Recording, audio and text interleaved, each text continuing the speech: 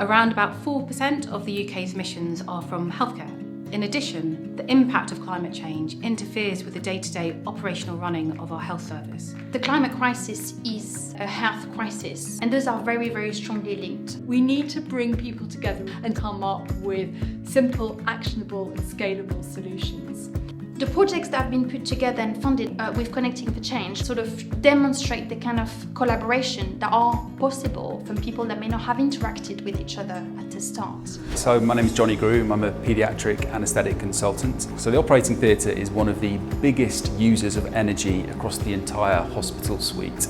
Now our project was looking at turning off our ventilators out of hours. Most hospital buildings that have hospital theatres, they have these very large ventilation systems. If we can turn these things off at night and during the weekend, then we'll probably reduce the overall CO2 burden of those spaces by about 70%. The first set of goals obviously was to look at ventilation systems, but what would happen if you reduce the overall template of an operating theatre suite? It's really interesting to visit where they work, because I think if you understand how and where they work, it makes it so much easier to actually design something. In this project, we tried to develop building performance models for primary healthcare facilities. Typically, we tend to start with building fabric and the measures that can reduce the demand for heating and cooling, for example. Next, we try to maximize the efficiency of supply in terms of our heating systems, ventilation systems, and last but not least, we try to decarbonize the energy use of these facilities. In terms of its success, of course, we have verified our models against measured data for around 400 primary healthcare facilities. So we are fairly confident that these models are actually quite apt to estimate the savings achievable by means of deploying these measures.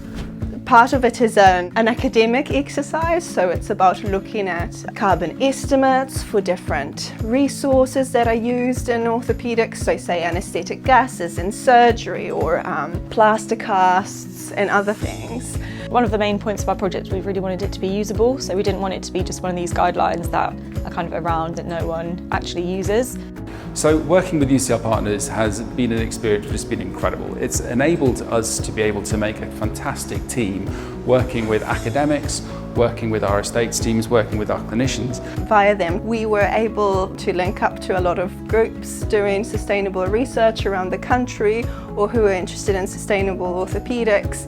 We're trying to think and work together with other colleagues and teams, making sure we understand what is efficiency, what does that mean to us. It really gives you that platform to meet people who are experts in their field, the people that you need at the table to answer these issues that we face.